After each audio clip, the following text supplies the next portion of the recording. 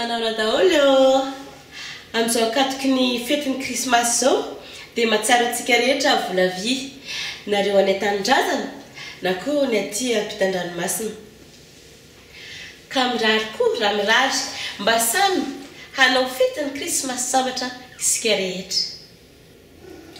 Arengany ka samy ankafaliana no atratrarantsika ny faran'ny taona 2014 ary koa hitsenantsika ny taona vaovao 2015. Tratry ny Noël daholo antsika rehetra ary amin'ny taona vaovao indray eo.